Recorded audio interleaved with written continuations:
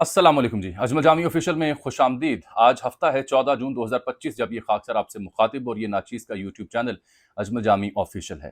तीन बड़ी अहम खबरें आपकी खिदमत में आज लेकर आए हैं। ख्वाजा आसिफ ने आज कहा है on the floor of the house कि अभिनंदन की जो वापसी थी वो सरेंडर था, उससे कौमी वकार को नुकसान पहुंचा है। फवाद चौधरी साहब ने जवाब दिया है कि ख्वाजा आसिफ ने तारीख मस्क करने में कोई कसर बाकी नहीं छोड़ी और फवाद चौधरी ने करार दिया है कि मेजर रिटायर्ड आदिल राजा और ख्वाजा आसिफ के ख्यालात एक जैसे हैं। क्या उसका वापसी करना अभिनंदन का एक दुरुस्त फैसला था या नहीं, इस मौजू पर आज आपसे तफसील से बात होगी। और फिर ख्वाजा आसिफ ये भी बता रहे हैं कि मुस्लिम दुनिया अगर मुत्तहिद ना हुई तो फिर सब ममालिक की बारी आएगी। ये वो क्यों कह रहे हैं और किस बुनियाद पे कह रहे हैं।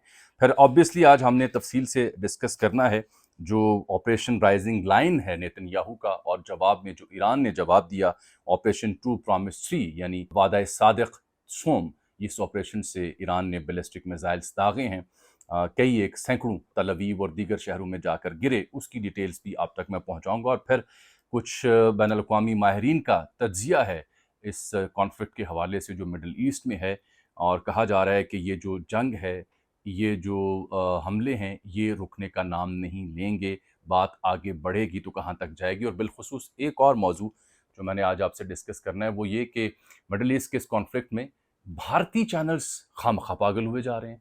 मेजर गौरव आर्या हूँ, जिन्हें मैं कहता हूँ मेजर गोबर, या फिर अर्नब गोस्वामी उनका चैनल रिपब्लिक, वहाँ पर इनके मुंह से रालें निकल रही हैं, झाग बह रही है। और अर्नब गोस्वामी का तो बस नहीं चाह रहा कि कच्चा सीना किसी का चबा लूं। लेकिन मेजर गौरव ने ईरानी वज़ीर ख़ारजा को तकरीबन गालियां दी अपनी ट्रांसमिशन के दौरान। और भारतीयों से वो क्या मुतालबा कर रहे हैं, ये डिटेल्स मैं आपके सामने आज ज़रूर रखूंगा। सबसे पहले ज़रा अभिनंदन का जिक्र कर लेते हैं। आपको याद होगा 27 फरवरी 2019 में जब उस वक्त वज़ीर आज़म थे जनाब इमरान खान साहब और आर्मी चीफ थे जनरल कमर जावेद बाजवा, तो पाकिस्तान ने ऑपरेशन स्विफ्ट रिटॉर्ट का आगाज़ किया था भारतीय जारहियत के जवाब में। तो उस वक्त विंग कमांडर अभिनंदन, वो मूंछों वाले, दिलचस्प मूंछों वाले जो सरकार थे, उनका ना सिर्फ हमने फाइटर जेट मार गिराया बल्कि उनको जिंदा सलामत गिरफ्तार भी किया पाकिस्तान की हुदूद से। उन्हें पकड़ा गया, गिरफ्तार किया गया, फिर उन्हें शानदार चाय पिलाई गई। मैं इसका बिल भी हमने पीएफ का वो मग के ऊपर और मुख्तलिफ पेंटिंग्स के ऊपर बना हुआ है कि एक पूरा मग त्यारा जो है, जो जो जो ये त्यारा चला रहा था अभिनंदन, वो इसका खर्चा है सिर्फ एक चाय का। और इसने फिर कहा था दैट इज़ फैंटास्टिक। आपको ये तमाम वाक़यात याद होंगे। तो उस सिलसिले में ख्वाजा आसिफ साहब ने आज on the floor of the house गुफ्तगू की, आलमी मामलात के ऊपर भी, मशरक़ वस्ता में जारी जंग के ऊपर भी, पाक भारत ताल्लुकात के ऊपर भी, और कुछ दिलचस्प जुमले उन्होंने बताए पाकिस्तानी एयरफोर्स के हवाले से भी। तो वो ये कह रहे थे कि जो अभिनंदन की वापसी थी ये सरेंडर था, और इस पर हम आज भी शर्मिंदा हैं। वो बता रहे थे कि जी कमेटी रूम नंबर 2 है जो पार्लिमान में, कौमी असम्बली में, वहाँ उस वक्त की क़यादत ने इकट्ठे होना था, फैसला करना था अभिनंदन के हवाले से। लेकिन उस वक्त के army chief general Qamar Javed Bajwa और वज़ीर आज़म इमरान खान ने कौमी वक़ार को ठेस पहुँचाई। ये खुद अलहदगी में मिलते रहे, कौमी क़यादत को एतमाद में नहीं लिया और अभिनंदन को भारत के हवाले कर दिया, जिस पर हम आज भी शर्मिंदा हैं। ये है ख्वाजा आसिफ साहब का अभिनंदन के हवाले से थीसिस। फवाद चौधरी साहब को मैंने देखा, उन्होंने एक्स के ऊपर ख्वाजा आसिफ साहब को जवाब दिया। वो ये कहते हैं कि ख्वाजा साहब ने तारीख मस्ख करने में कोई कसर बाकी नहीं छोड़ी। वैसे ख्वाजा साहब अक्सर हसास मामलात पर कुछ ज़्यादा ही गुफ्तगू कर देते हैं, बैनुल-अक़वामी चैनल्स के सामने जाकर भी, मुख्तलिफ मुज़ाकरों में भी, मुख्तलिफ प्रेस कॉन्फ्रेंसेस में भी हसास मौज़ूआत पर इन लेंथ चले जाते हैं। बाद में हुकूमतों को बयानात देने पड़ते हैं वज़ाहत पर मबनी। तो फवाद चौधरी साहब ने जवाब दिया कि आप तारीख को मस्ख कर रहे हैं। और फवाद चौधरी साहब ने ये इल्ज़ाम लगाया कि जो मेजर रिटायर्ड आदिल राजा और ख्वाजा आसिफ हैं, इनके पाकिस्तानी फ़ौज के हवाले से ख़यालात एक जैसे हैं। ये बहुत बड़ा इल्ज़ाम उन्होंने लगाया है। वो ये कहते हैं, जवाब वो जस्टिफिकेशन ये दे रहे हैं क्योंकि तब वो वज़ीर इत्तलात थे पीटीआई की हुकूमत के, फवाद चौधरी साहब। वो कहते हैं अभिनंदन को आलमी दरख्वास्त पर भारत को वापस करना पड़ा और जंग रोक कर पाकिस्तान ने और पाकिस्तानी फ़ौज ने बड़ा कारनामा सर अंजाम दिया कि ना सिर्फ हमने उनके जहाज़ मार गिराए, तब भी उनका पायलट ज़िंदा पकड़ा, उसे वापस किया और जंग रोकी गई, पाकिस्तान की बर्तरी साबित हुई। तो ये बैनुल-अक़वामी कवानीन थे पायलट्स के हवाले से, जंग के हवाले से, जिनको पूरा करते हुए हमने इन गुड फेथ अभिनंदन को वापस किया। वाघा के रास्ते आपको याद होगा ने वापस किया गया था। स्क्वाड्रन लीडर हसन सिद्दीकी और विंग कमांडर नोमान थे जिन्होंने उस वक्त 2019 में ये भारतीय जहाज़ गिराए थे।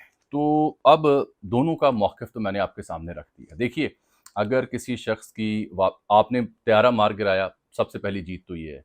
زندہ پائلٹ پکڑ لیا، یہ دوسرا شاندار موقع ہوتا ہے فتح کے جھنڈے لہرانے کا، بڑا ریئر ہوتا ہے۔ اور پھر اگر آپ پھر آپ کا بابا اوپر ہو جاتا ہے، پھر آپ اگر کسی بندے کو واپس کرتے ہیں تو آپ چپیڑ مار رہے ہوتے ہیں کہ یہ بھیجا تھا۔ یہ تو ہے ایک کس کا مفہوم، لیکن جذباتی پن سے اگر دیکھا جائے، اسٹریٹجک پن سے بھی اگر دیکھا جائے تو کچھ لوگوں کی ابھی بھی رائے ہے کہ ابھینندن کی واپسی نہیں ہونی چاہیے۔ مجھے میرے دیکھنے والوں سے گزارش ہے کہ آپ سنجیدگی سے اگر اس بات پر غور کریں تو آپ کا کیا خیال ہے؟ ابھینندن کو واپس کرنا چاہیے تھا یا نہیں کرنا چاہیے تھا؟ کیا واقعی واپسی سے جنگ رکی یا نہیں رکی؟ کامنٹس میں مجھے ضرور آگاہ کیجیے گا۔ پھر یہی ہمارے وزیر دفاع کہہ رہے ہیں کہ جی مسلم دنیا اگر متحد نہ ہوئی تو سب کی باری آئے گی، کیونکہ مسلم ممالک جو ہیں اپنے اپنے ذاتی مفادات کے تحفظات کے لیے کام کرتے ہیں۔ امت مسلمہ نام کی کوئی یونٹی نام کی شے نہیں، یہ تو ایک خواب ہے، خیال ہے جو ہم نے بچپن میں پڑھا دیکھا، ایسی کوئی کہانی نہیں ہے۔ ہر ملک اپنے مفادات کا تحفظ ہی کرتا ہے، بٹ یہ بات ان کی ٹھیک ہے کہ اتنی بڑی آبادی، اتنے زیادہ مسلم ممالک، اور آج جو کچھ ہو رہا ہے نہتے مسلمانوں کے ساتھ، اس کا جواب نہیں ہے کیونکہ یونٹی نہیں ہے۔ وہ کہہ رہے ہیں سب کی باری آ سکتی ہے، اس بات میں بھی وزن ہے۔ پاکستان میں اسی لیے میں عرض کرتا آ رہا ہوں کہ ایک مضبوط فوج، طاقتور حکومت اور سیاسی استحکام از حد ضروری ہے کہ یہ سب ہوگا تو ہم پھر دشمن کے جو منصوبے ہیں، ان کے جو عزائم ہیں، ان کا سامنا کر سکیں گے، ورنہ کھوکھلے نعروں سے اور بڑکوں سے کام نہیں چلتا۔ خواجہ آصف صاحب نے جو حالیہ دنوں پاکستان نے بھارتی طیارے مار گرائے 6 اور جو نقصان بھارت کو پہنچایا جواب میں، اس کے اوپر بات کی کہ جو ہم نے جہاز یوز کیے، جن دوست ممالک کے تعاون سے جو ہمیں جہاز ملے تھے، وہ بھی ہم سے پوچھ رہے ہیں کہ جہاز کی لایا دسی، یعنی یہ تو ہمارے پاس بھی ٹیکنالوجی نہیں تھی جو آپ نے، تو انہوں نے کہا انڈیجنسلی ہم نے بنایا، ہمارے انجینئرز ہیں، ہمارے آئی ٹی ایکسپرٹس ہیں جنہوں نے انڈیا میں ڈیمز بھی، کچھ ڈیمز کا جو پاور سچویشن تھی اس کو کنٹرول کیا۔ ایک میچ ہو رہا تھا دھرمشالہ میں، اس کی لائٹ آف کی، وہ کہتے تھے یہ ہمارے سائبر کے ایکسپرٹس ہیں جنہوں نے یہ کام کیا ہے۔ یہ اس لیے میں نے خبر دی کہ آپ کو یاد ہوگا ان دنوں میں نے ویلاگ میں تفصیل آپ کو بتائی تھی کہ پاکستان نے کیسے بھارت کی مختلف اہم انسٹالیشن، بجلی کا سسٹم، ریلوے کا سسٹم، ڈیمز اتراکھنڈ کے 1-2 تھے، ان کا پانی اوپر نیچے کرنا جہاں ڈیجیٹل پیرامیٹرز لگے ہوئے تھے، تو وہ ممکن کر کے دکھایا بھارت کو کہ ہم یہ بھی کر سکتے ہیں۔ تو خواجہ صاحب اس کی تصدیق کر رہے تھے۔ بہرحال یہ تو مدعا ہو گیا یہاں خواجہ صاحب کو اور ہماری جو مقامی یعنی سیاسی معاملات ہیں اس کا۔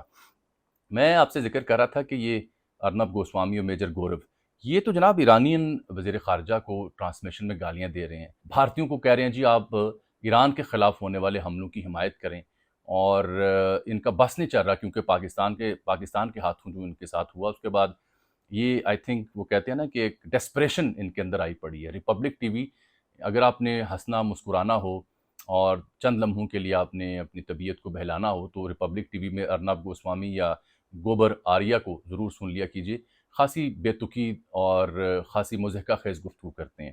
گفتگو تناظر کیا تھا وہ ظاہری بات ہے جو میں بات آپ سے کر رہا ہوں کہ آپریشن ٹرو پرومس جو ایران کا ہے اور رائزنگ لائن، اب حملے تو ہو گئے ایران کے اوپر اور بڑا افسوسناک واقعات یہ ہوئے۔ اس میں جو اب ایران کی جانب سے نئی جو دھمکی ہے نا وہ ہے امریکہ، برطانیہ اور روس کو کہ جناب علی جو آپ کی ریجنل بیسز ہیں اس پورے خطے میں، چاہے وہ قطر میں ہوں، کویت میں ہوں، سمندری حدود میں ہوں، بحرین میں ہوں، عمان میں ہوں، خلیج فارس میں ہوں، خلیج عمان میں ہوں، کیسپین سی میں ہوں، آبنائے ہرمز میں ہوں، کیونکہ اس پورے خطے میں یہ طاقتیں پھیلی ہوئی ہیں۔ امریکی بحری بیڑے ہیں یہاں پر، امریکی بیسز ہیں ان مسلم ممالک کے اندر، بالخصوص کویت میں بے تحاشا ہیں، بحرین میں بھی ہیں، عمان میں بھی ہیں، دبئی میں بھی ہیں، ابوظہبی، اور جتنے بھی عرب ممالک ہیں مڈل ایسٹ میں، ان تمام جگہوں پہ ان کی ایئر بیسز ہیں۔ تو اب جو ایرانی قیادت ہے وہ کہہ رہی ہے کہ اگر ان ممالک نے، ان پاورز نے اگر یعنی نیتن یاہو کو نہیں روکا اس جنگ سے تو پھر ہم ان ممالک کی جو بیسز اور ان کی جو دفاعی تنصیبات ہیں اس خطے میں ان کو بھی ٹارگٹ کریں گے۔ اس سلسلے میں الجزیرہ جو چینل ہے اس کی رپورٹنگ آپ ضرور دیکھیے۔ میں پیرالل ایک اور ویب سائٹ ہے دا اسرائیل ٹائم، وہ بھی دیکھتا ہوں تاکہ ان کا موقف بھی دیکھا جا سکے۔ الجزیرہ پر گو کہ پابندی ہے کہ وہ نہیں جا سکتا نیتن یاہو کی ٹیریٹری میں، اور اردن سے وہ رپورٹ کرتے ہیں یا لبنان سے رپورٹ کرتے ہیں۔ ڈونلڈ ٹرمپ جو کل تک دھمکی لگا رہے تھے، بہت خطرناک وارننگ ہے آخری ایران کو، وگرنہ اس سے زیادہ نقصان ہوگا، جسٹ ڈو اٹ، یعنی ان کی دھمکی کا مقصد یہ تھا کہ ایران فوراً سے پہلے ایٹمی ڈیل کر لے، ورنہ وہ یہ پیغام دے رہے تھے کہ طاقتور ہتھیار ہم نے دے رکھے ہیں اپنے دوست ملک کو اور وہ استعمال کریں گے اور مزید ایران کو پچھتاوا ہوگا۔ یہاں پہ مزید تباہی ہوگی، اس سے پہلے کہ تاخیر ہو جائے آپ فوراً سے پہلے ڈیل کر لیں۔ تو پھر انہوں نے رات گئے سعودی پرنس سے بھی بات کی، جنگ بندی اور جنگ میں کمی لانے کے اوپر بھی تبادلہ خیال کیا۔ کل تک وہ دھمکی دے رہے تھے، اب ان کے وچار کچھ اور طرح کے ہیں۔ اب آ جاتے ہیں جو ابھی تک اس مشرق وسطیٰ کی صورتحال میں جو کچھ ہوا ہے۔ پہلے تو انہوں نے رائزنگ لائن کے نام سے نیتن یاہو نے آپریشن شروع کیا، پھر جواب میں وعدہ صادق سوم اور ٹرو پرومس آپریشن جو ہے اس کا آغاز ہوا کل رات۔ بی بی سی لکھتا ہے کہ 400 سیکنڈز میں جو تل ابیب ہے وہاں پر ہائپر سونک میزائل اور بیلسٹک میزائل جو ہیں 100 سے زائد وہ داغے گئے ہیں، اور اس میں کوئی 4 جو ان کے شہری ہیں وہ مارے گئے اور کوئی 70 سے زائد زخمی ہوئے ہیں۔ جو رپورٹ کیا اسرائیل ٹائم نے، وہ جملہ میں پڑھ کے آپ کو سناتا ہوں، وہ کہتے ہیں Israelis describe fear and chaos as Iranian missile storm into central region. پھر اس کے علاوہ ایک سرخی انہوں نے نکالی، massive barrage of Iranian ballistic missile, یہ بھی اس بات کا ثبوت ہے کہ کام تو ہوا۔ پھر خود اس اخبار نے اس بات کی تصدیق کی کہ 25% جو میزائل داغے ایران نے وہ انٹرسیپٹ نہیں ہوئے، اس کے باوجود کہ جو ان کی دفاعی تنصیبات یا ان کے دفاعی ادارے ہیں انہوں نے ایسی فوٹیجز بھی جاری کی کہ ہم نے اکثر جو میزائلز تھے ان کو انٹرسیپٹ کیا، ان کو ناکارہ بنایا، لیکن 25% اگر ان کا ہی اپنا اخبار اس کی تصدیق کرا تو آپ سمجھیں 25 سے زائد ہوں گی۔ اگر یہ لیٹ سے 100-200 میزائل تھے تو اس میں سے اگر 40-50 بھی لگے ہیں تو وہ تباہی اور بربادی کے مناظر اب الجزیرہ پر بھی چھپے ہوئے ہیں اور ان کے اپنے اخباروں میں بھی چھپے ہوئے ہیں۔ دوسرا دن ہے اور اس خطے میں آگ ہی آگ ہے، بس یہ افسوس کی بات ہے جو سمجھ میں آ رہی ہے۔ ایران میں تو 78 افراد شہید ہوئے ان حملوں میں، 300 سے زائد زخمی ہوئے۔ ایک صاحب ہیں الجزیرہ کے دفاعی تجزیہ نگار، ان کا نام ہے ایلس گیٹوپولس۔ وہ یہ کہتے ہیں کہ اب ایران کو ضرورت ہے کہ وہ اپنی کمانڈ اینڈ کنٹرول سسٹم کی حفاظت کرے، کیونکہ اس سے پہلے 20 ٹاپ کمانڈرز ان کے شہید ہو چکے ہیں، 6 ایٹمی سائنسدان شہید ہو چکے ہیں اور مزید 3 کی بھی اطلاع آ چکی ہے، کیونکہ ان تجزیہ نگار کا یہ ماننا ہے جنہوں نے الجزیرہ پہ لکھا۔ میں آپ کو تجزیہ دے رہا ہوں جو لوگ لکھ رہے ہیں صورتحال کے اوپر، وہ ونسونی سرخیاں، ہیڈ لائنز اور مسالہ دار تھم نیل نہیں دے رہا، کو بات کر رہا ہوں جو لوگ سمجھدار لوگ اس معاملے پہ لکھ رہے ہیں تاکہ آپ کو سمجھ آ سکے۔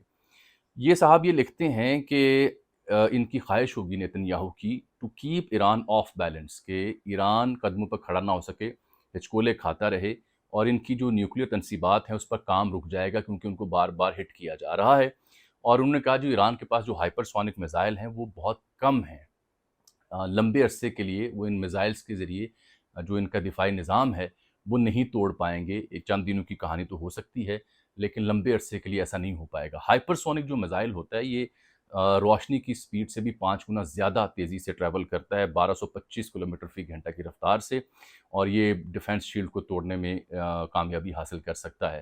بیلسٹک میزائل جو ہے وہ وار ہیڈ لے جاتا ہے، ایٹمی غیر روایتی، اور یہ کرو کی صورت میں جاتا ہے، لانچ راکٹ کی طرح ہوتا ہے پھر کرو بنا کے گرتا ہے اپنے ٹارگٹ کے اوپر۔ ایران کی جو تسنیم ایجنسی ہے اس نے بتایا کہ زنجان میں جو ان کی انقلابی گارڈ ہے اس کے 3 مزید رہنما شہید ہوئے ہیں، 3 مزید سائنسدان بھی شہید ہوئے ہیں، اور ایران میں موجود ہیں جیو پولیٹیکل اس کے پولیٹیکل سائنس کے پروفیسر حامد موسوی۔ انہوں نے الجزیرہ کو تبصرہ پیش کیا ہے کہ ایران اس صورتحال میں جیو پولیٹیکلی آئسولیٹڈ ہے۔ عرب مسلم ممالک ہوں، روس ہو، چین ہو، یہ روایتی طور پر تو اخلاقی حمایت کر سکتے ہیں لیکن اسٹریٹجیکلی حمایت نہیں ہے، آئسولیشن ہے ایران کے پاس، اس کے باوجود کہ ہم نے جواب ضرور دیا۔ نیتن یاہو نے ایک پیغام دیا تھا کل ایرانین عوام کے نام کہ آپ اس رجیم کو چینج کریں۔ یہ مجھے خدشہ بھی تھا کہ یہ حملے اور جنگ کے بعد ان کی خواہش ہوگی کہ ایران ڈیل کرے اٹامک اور پھر یہاں پہ رجیم چینج ہو، تو انہوں نے کل پیغام میں بھی یہ بات کی اور یہ لفظ یوز کیے فارسی میں کہ ایرانین عوام اگر زندگی اور آزادی چاہتے ہیں تو اس رجیم سے چھٹکارا حاصل کریں۔ تو اس کے اوپر یہ پروفیسر حامد موسوی نے کہا کہ ان کے اس پیغام کو لے کر کے ایرانین عوام کے ہاں شدید غم و غصہ پایا جاتا ہے، ان کے اس پیغام کی اہمیت نہیں ہے۔ اب آپ دیکھیں جو وہاں پہ اپوزیشن لیڈر ہیں نیتن یاہو کے، ان سے ہزار اختلافات ہیں، یہ غیر مقبول بھی ہو رہے ہیں، لیکن ان واقعات کے بعد وہ کل ان کی سٹیٹمنٹ جو چھپی وہ کہتے ہیں کہ جی یہ ڈیفیکلٹ نائٹ تھی، مشکل ترین رات تھی، گھبراہٹ تھی، لیکن ہم اپنی فرنٹ کمانڈ کے ساتھ ہیں، اپنی فوج کے ساتھ ہیں۔ یہ شدید کتے دا ویر ہے انہاں دوواں دا آپس، لیکن جب بات آتی ہے اپنے ملک کی تو یہ اکٹھے ہو جاتے ہیں۔ یہی ضرورت پاکستان میں ہے، یہی ضرورت ایران میں ہے اگر آپ نے اس کو ڈیل کرنا ہے۔ تہران کی مہرآباد بیس ہے، اس کو تباہ کیا ہے، وہاں سے فائٹر جیٹ اٹھتے تھے، اور یہ تازہ ترین اس جنگ کی صورتحال ہے جس کا خلاصہ میں نے آپ کی خدمت میں پہنچایا۔